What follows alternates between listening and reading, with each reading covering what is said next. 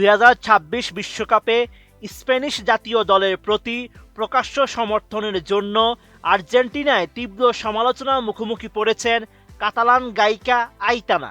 এই বিতর্ক স্টেডিয়াম থেকে বেরিয়ে সঙ্গীত ও শিল্পের জগতে ছড়িয়ে পড়েছে। এটি এখন আগামী অক্টোবরে নির্ধারিত তার কনসার্টকে হুমকির মুখে ফেলেছে।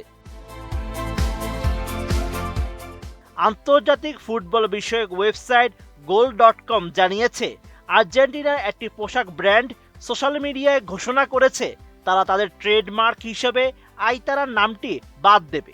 একটি বিতর্কিত বিবৃতিতে ব্র্যান্ডটি বলেছে তারা একজন স্প্যানিশ ব্যক্তিত্বের সাথে যুক্ত কোনো নামের সাথে এখন কোনো সম্পর্ক রাখতে চায় না।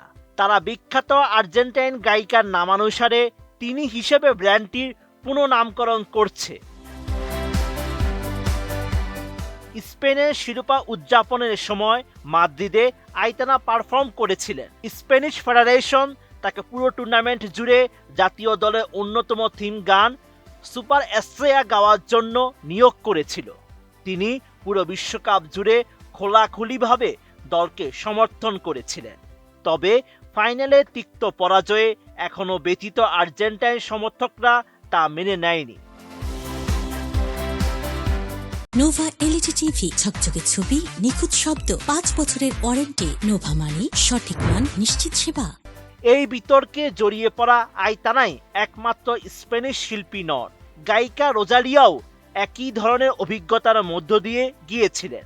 আয়োজকরা কর্ডোবার মেট্রোপলিটন মিউজিয়াম অব আরবান আর্টের স্কোয়ারে গত 23 জুলাই নির্ধারিত তার ট্রিবিউট কনসার্টটি শিল্পীদের নিরাপত্তা রক্ষা করতে স্থগিত করেছিল।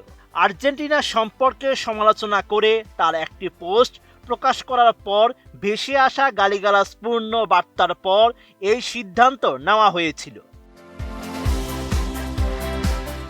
রোজালিয়া শেষ পর্যন্ত তার মন্তব্যের জন্য ক্ষমা চেয়েছিলেন। তবে আইতানা কখনই কোনো প্রতিদ্বন্দ্বী দলের নাম উল্লেখ করেননি, এমনকি আর্জেন্টিনার সমালোচনা করেননি।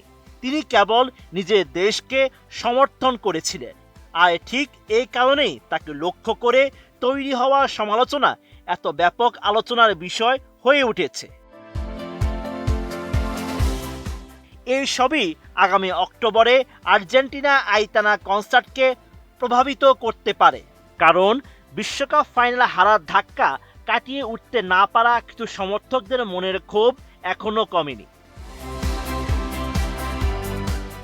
Sheikh Farid, ATN news.